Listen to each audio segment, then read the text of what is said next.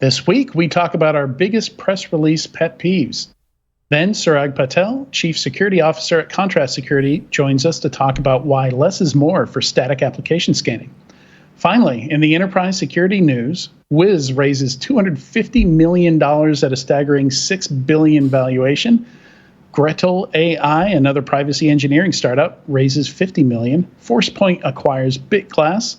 Yubico releases a new line of biometric security keys. Facebook releases an open source tool for analyzing mobile app code. Venture capital needs to clear its plate or it can't have any pudding.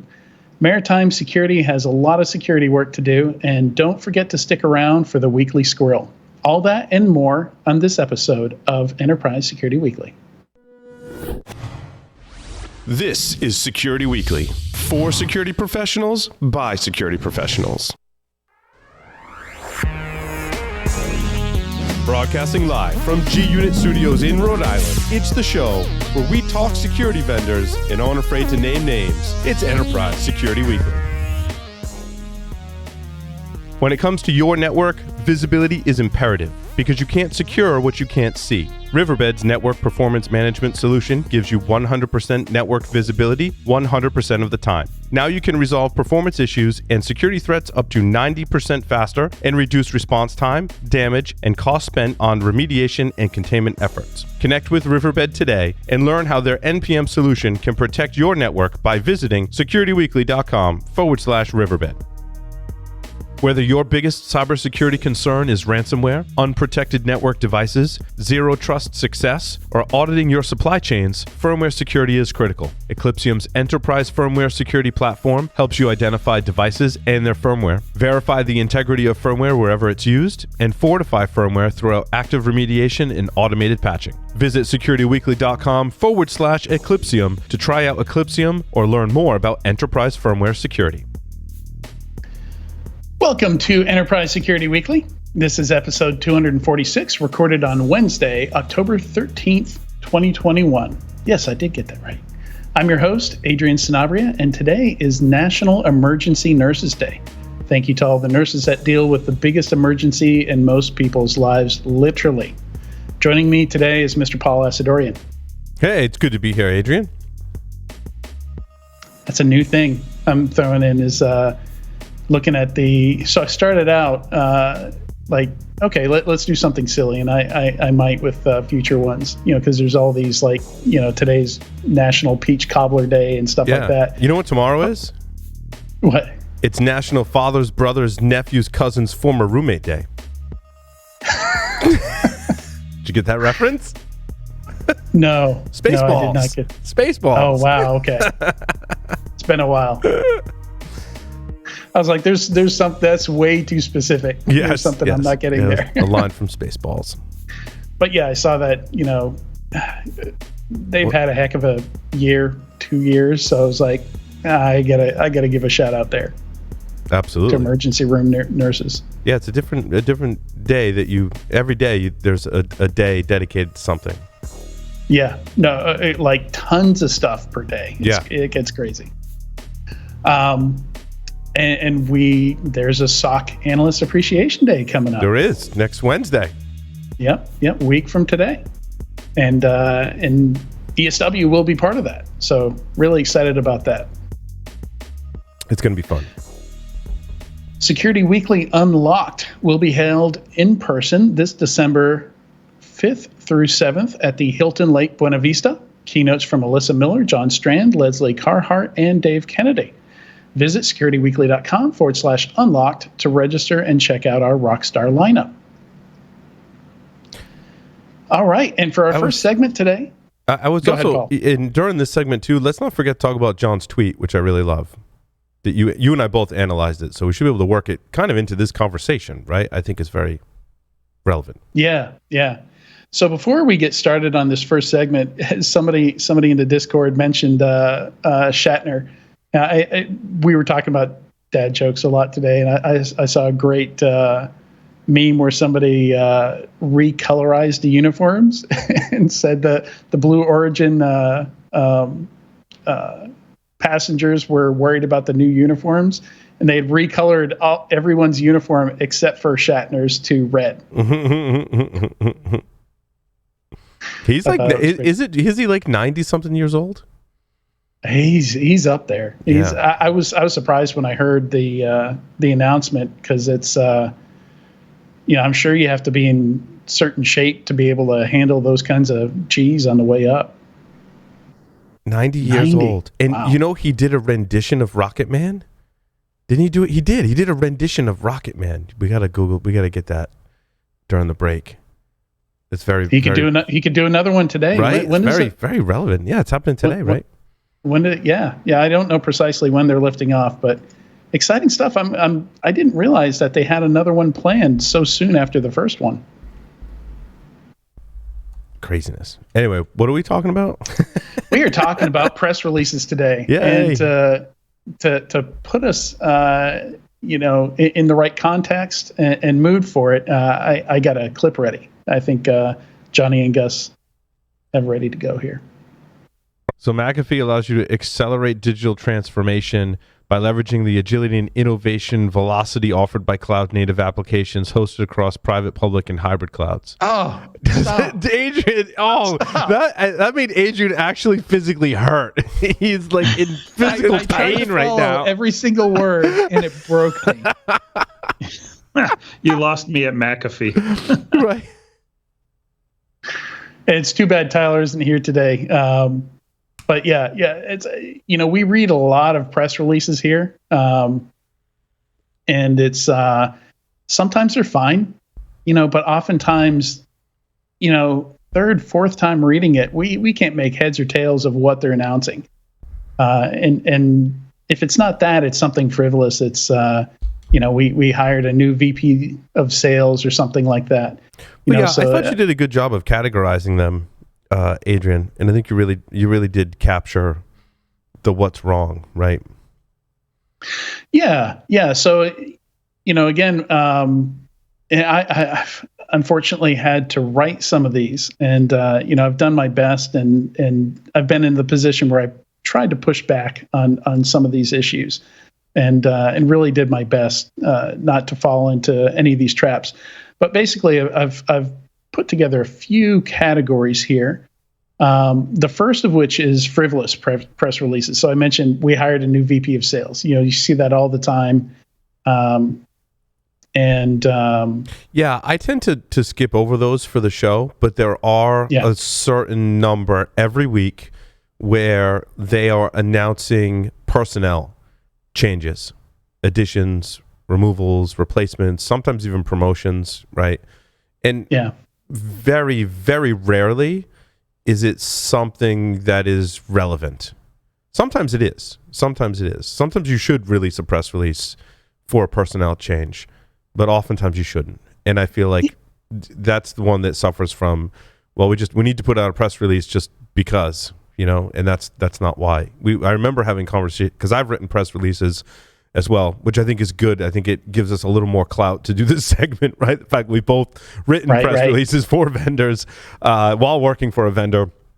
And I think that we oftentimes did have this conversation where, should we do a press release for this, right? And sometimes the answer was no, because like, it doesn't deserve a press release, right? You'd lay out your kind of marketing plan, like, what are we going to do to promote, if you're working for a product vendor, whatever you're doing, whether it's a new feature, whether it's a new release update, whether it's a personnel change, whether we now it's have a partnership. Dark mode.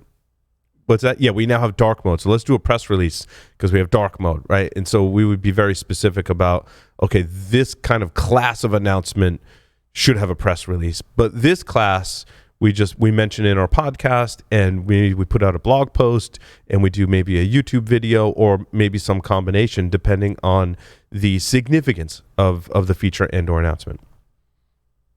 Yeah, I mean, like if Chris Krebs joined a vendor, we'd probably talk about it. That would probably be in our news. When Matt Alderman joined as CEO for Security Weekly, we did a press release, and that was on purpose to show that we were had a leadership team now, right? Like we had a CEO other than Paul, who was like the sole founder and CEO. That was important. We felt to announce out to the community, and to also garner interest, from potential sponsors. And that's quite frankly why we did that, right? But we wouldn't put out a press release just for every little thing. And I think frivolous is the right word for it. Yeah, and it's interesting because I think once you have full-time marketing folks, one of the things that they'll do is they want a constant stream of content to put out there. That's right. One of the things that helps SEO, helps keep the name of your company on people's minds. And I guess technically, like I get that, but at the same time, if you put out too many frivolous ones, the chances of somebody reading one that's important, it's almost like crying wolf. Like somebody's not likely to read it if you're constantly putting them out. And I think they probably do it when I think about a marketing strategy. It's a pretty low cost way to get your brand out there, because press releases can be free. You can also pay for services that will help promote and publish your press release. And if I remember correctly, you can pay a little or you can pay a lot. Like there's kind of a scale as to like how you want to send out your press release. Yeah, if you want to include media, images, embeds, stuff like that, I think it costs more. I think the standard press release, you get a certain number of words. Correct. With the standard one. And it's, usually you buy it in like a batch, you buy like 10 press releases or something like that, at 500 words or whatever it is. And also the distribution on them as well, how many places are going to be, redistributed. Yeah. And a lot of news stories are little more than somebody just kind of restating a press release. So a lot of websites will pick those up. And same thing. They're looking for volume for quantity over quality. So you put out a press release with Business Wire, or there's a bunch of different companies with various names that do that. And it's just full automation. You just see it everywhere the next day. Yeah, and for the ones that aren't frivolous, it is helpful to see that, the ones that are using it appropriately, because I don't always necessarily go to like every security vendor's blog and check to see like what they're posting, because they could have an announcement in there. And if they decided not to send out a press release, you're relying that people maybe visited your blog and or social media and saw that kind of announcement. So it's definitely a balancing act. Yeah.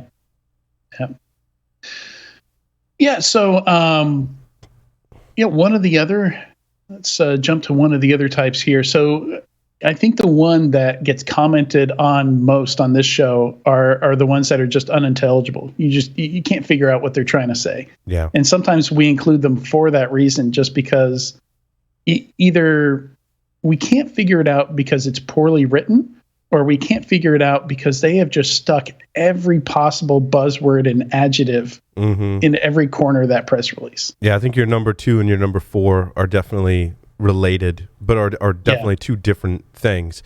It has to be well written in that it has to like any written piece has to capture someone's attention, tell them something that they care about in a way that they can understand.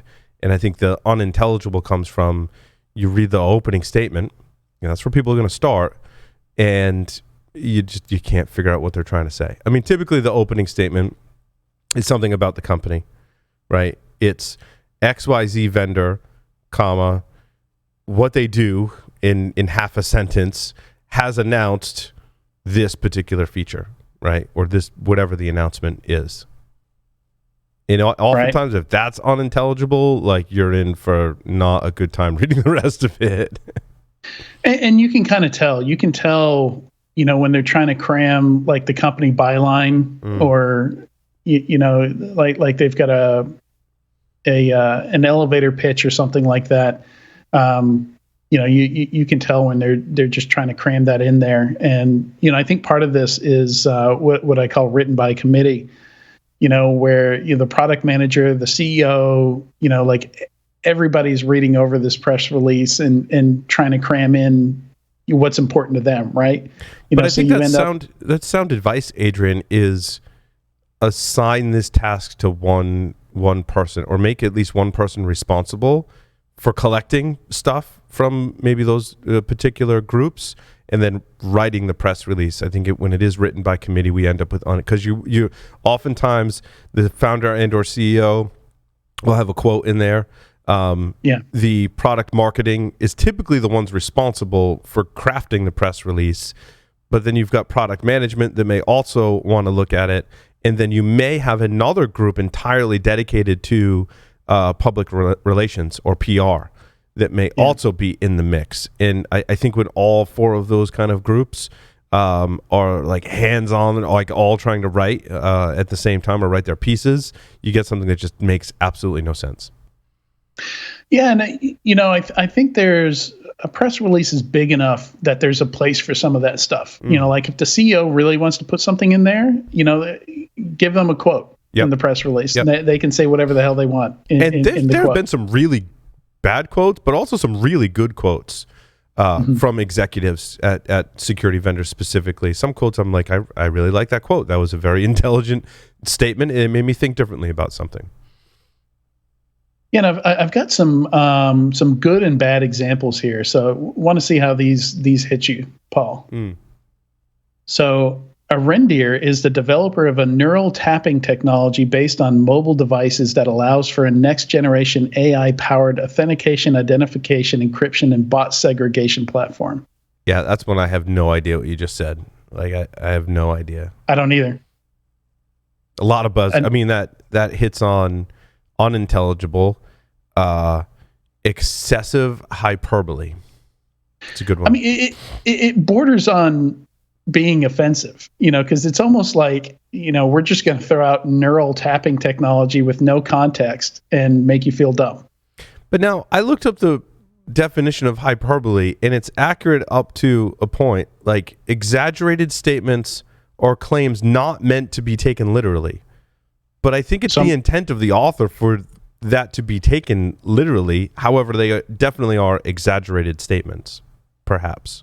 Or perhaps that exaggerated statement might be different from just the unintelligible alphabet soup. So I think we've kind of, in my mind now, unintelligible alphabet soup is one thing, and hyperbole or exaggerated statements are yet a different thing. And I'll give you an example of that. The world's only provider of XYZ feature. That's an exaggerated statement, because likely they're very rarely, if ever, the only one to have that particular feature and or solution. I mean, sometimes they might have a patent on it, but there's a lot of ways to skin a cat, right? Yeah, like you've got, I actually have some terms that I've pulled out of press releases here. Ultra smart, extremely effective, infinitely scalable. Yes. Nano weight agent. 100% detection rate is hyperbole, right? True machine learning. Yeah, as opposed to fake machine learning. Yeah, suggesting everybody else is just screwing around.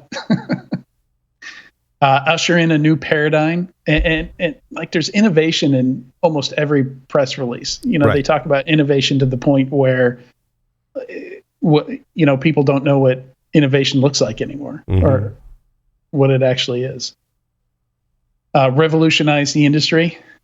I can't tell you how many press releases I've read that talk about revolutionizing something that haven't. Yeah. I mean, if you're stating that in a press release, you likely haven't done that. Yeah. So like every time you do something, you're saying you're doing something that should be a rare event, and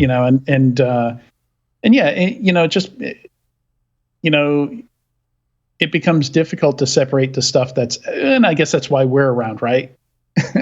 No, it's true. But also, having authored press releases, you have to think about your audience, and your audience isn't always technical, and your audience also isn't just higher level managers, or not to say managers aren't technical, right? But there's a scale of audience. Some are executives and managers that are expecting a different way that a press release should be written to convey to them. Other folks are more technical in a varying levels of technical prowess, and they want more of those technical details, right? So it was always a hard balance for me when I would write a press release typically the feedback from the team was, I'm either, too high level or too technical, right? It's tough to have that middle ground kind of balance where you can send a message in a short period of time that people can understand it without being super technical, but also appeal to those technical folks, which typically you would do later on in the press release, right? Is kind of the way I would structure it. John Strand also talked about structuring it in that way as well. Have your higher level messaging up front, talk about what you're releasing, what it does, the problem you solve, how you solve it in a nice high level, concise way. Then for the technical folks, go either link to a blog post or something, or right in the press release, maybe a screenshot and some more technical details that go, yes, in this product, we implemented this feature in this very specific way to solve this problem. In fact, I've got another example that's a good example of that, of getting the context and everything you really want to get across in that very first paragraph of the press release. And this one is it was a press release about Coalfire picking up Denim Group. Coalfire today announced the acquisition of Denim Group, a recognized leader, not the only leader, right. a recognized leader. Yep, well put. Leader in application security to advance Coalfire's commitment to bring simplicity and scale to AppSec risk programs through automation. With the acquisition, Coalfire will transform modern application development in a way that optimizes scarce DevSecOps resources and accelerates time to market. Terms of the deal were not disclosed. And well done. I love that. I love terms of the deal were not disclosed, because some people are looking at that press release for one reason. Right. They want to know what the deal size was or what the terms were.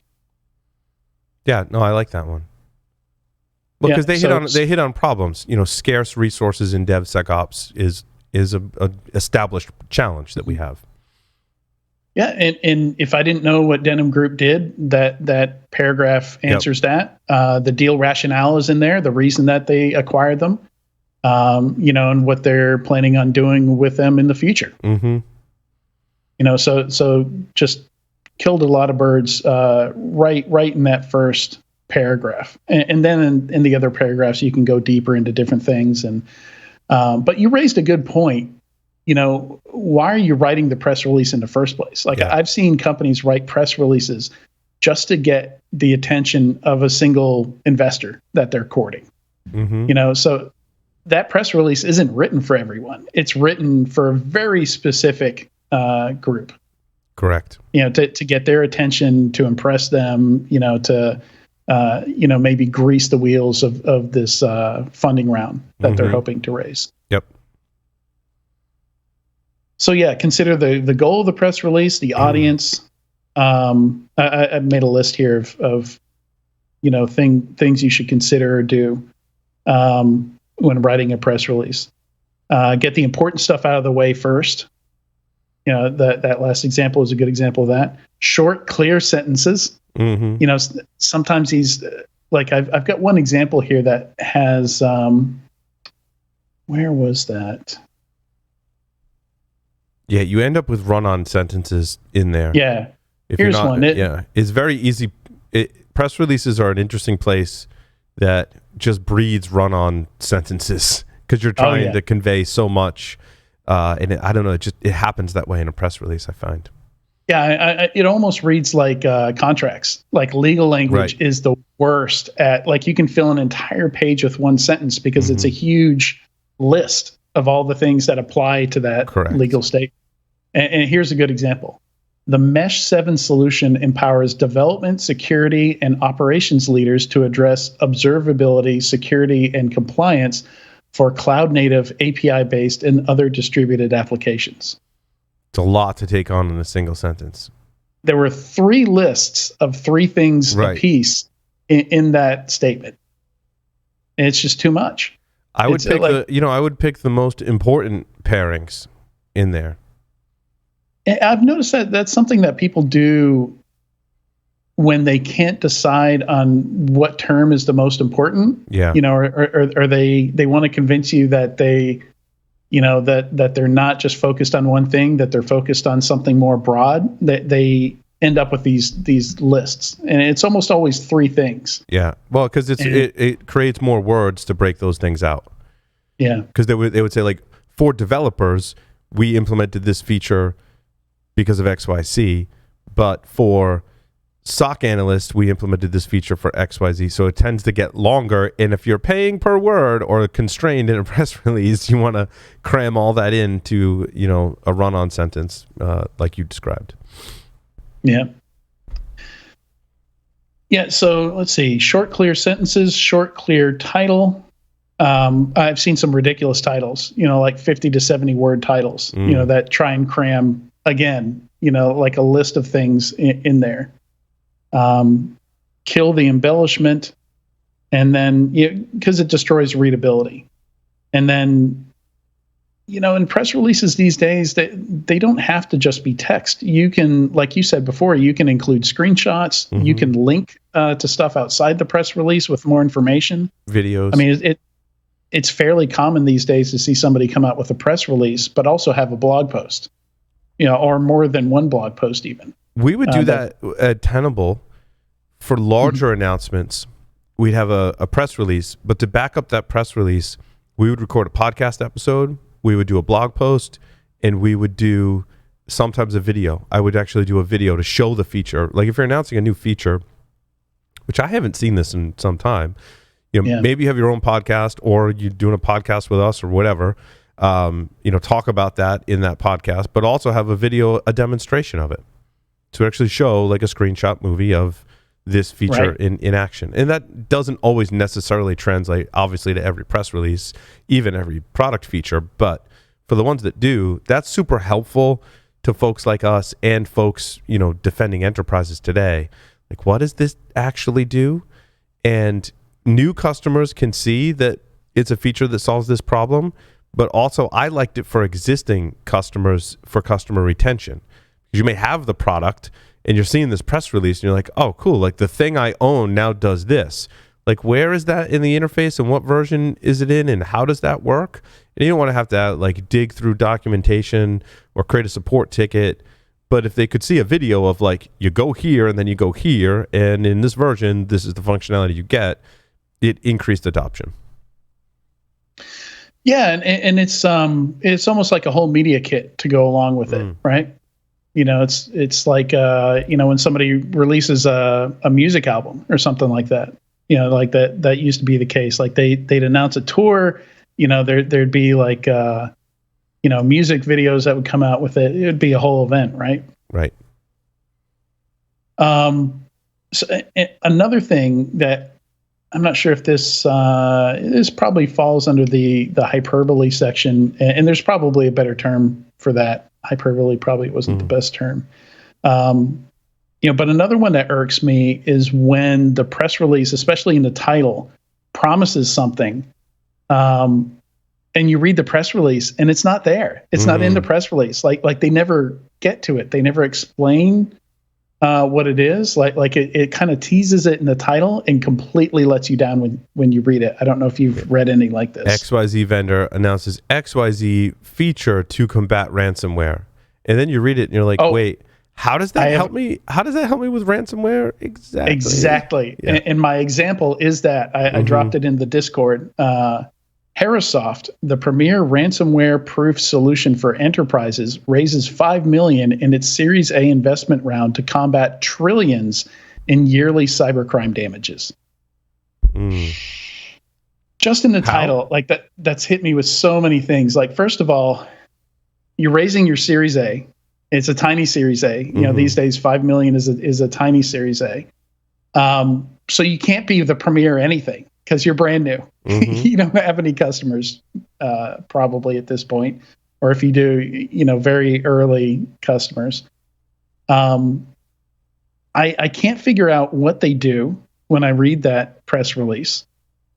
And they're quoting this ridiculous, I'm trying to remember the name of I think it's Cybersecurity Ventures is the name of the company that made up this trillions in cybercrime that were, these damages we somehow have. And it's entirely made up, completely made up. And they go on, I think, in the press release to talk about how ransomware attacks are estimated to cost the world $20 billion. But then they say like global damages are going to reach 10.5 trillion by 2025. So you're telling me that ransomware is just a tiny drop in the bucket, that there's something way bigger than ransomware? Yeah, I don't think it's so. true. It also reminds me of surveys as well, where the company will conduct a survey or work with a third party to conduct a survey and then put out a press release and try and summarize what was in the survey. And then you read the press release and then you go read the survey results and you're like, I don't come to the same conclusions oftentimes that the vendors have come to, right? Because there's just, in the methodology and the number of people that they surveyed, the questions they asked, the biases that may or may not have been formed during that survey, I don't think I always come to I definitely don't always come to the same conclusions as the vendor based on the survey. And sometimes you'll see that, in a press release as well, because they're doing a press release to promote the survey. And sometimes that's done really, really well.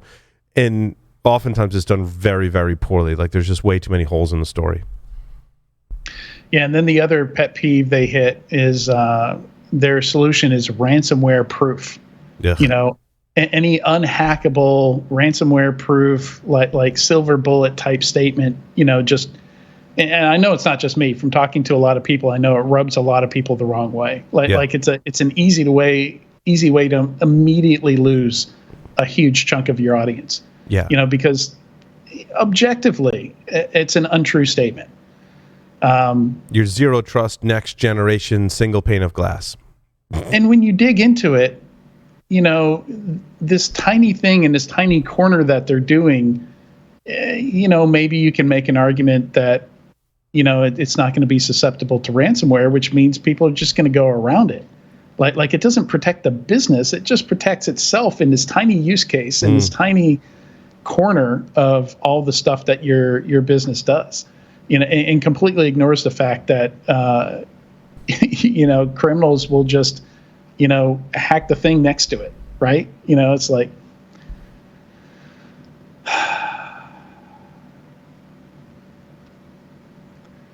all right. The other, so some of this falls under the category of bending the truth, which is another category that I've got here. And it comes in different forms. Like I think one you pointed out earlier is when somebody is the leading endpoint security vendor based in northern Wisconsin. Mm-hmm. Is that how they're getting away with that? Like in northern Wisconsin, they're the leading endpoint security vendor. All the time you see these ridiculous qualifiers, and it's almost like designed to be a joke, like how many qualifiers they have to put on the end of that statement to make it true. I would, my advice would be to use something that is very measurable and actionable. And you can't even really say awards either, because anyone can buy an award, as I've learned even recently. I dig into awards and I was like, oh no, like you can just totally go buy an award. I mean, there are legitimate awards that you can win, right? But there's also a lot of them that are, I don't want to say not legitimate, right? But they're not a measurable kind of thing. They're not. I've got a few for a company that doesn't exist. Right. So I have proof of that. I made up a fake company for people who don't know, and I in that fake company with fake employees won real awards. Yeah. But won them. We pulled out the credit card and paid for them. Right. For some of them, you even get to make up the title of the award.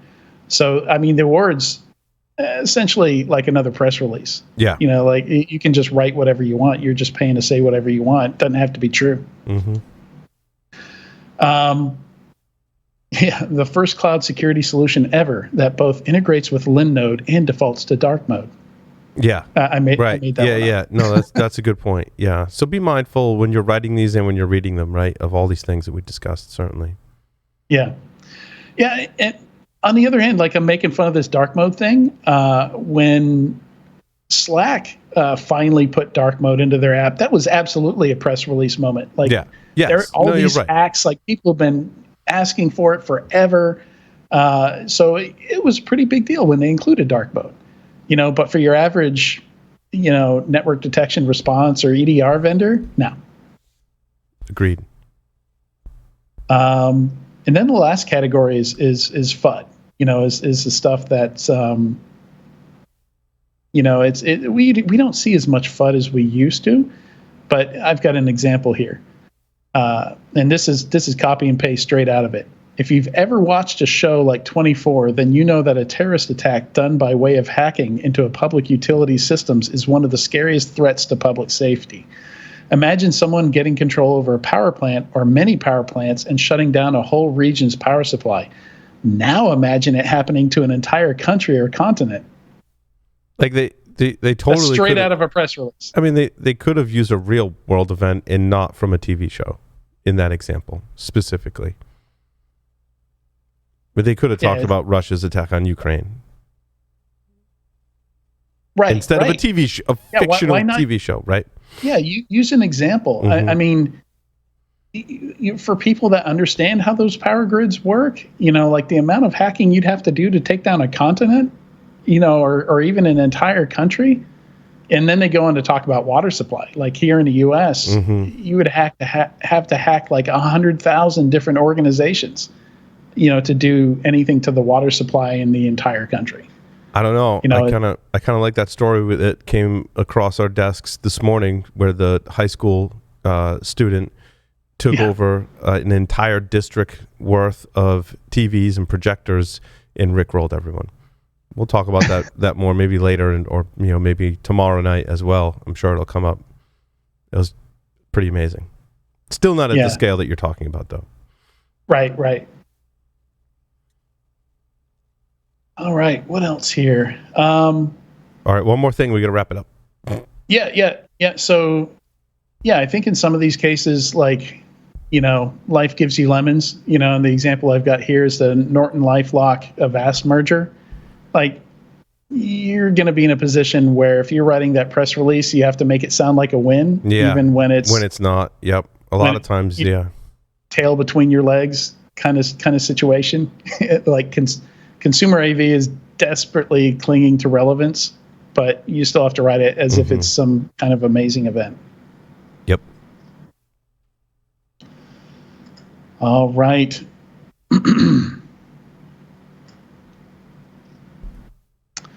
That's all I've got here. So stay tuned.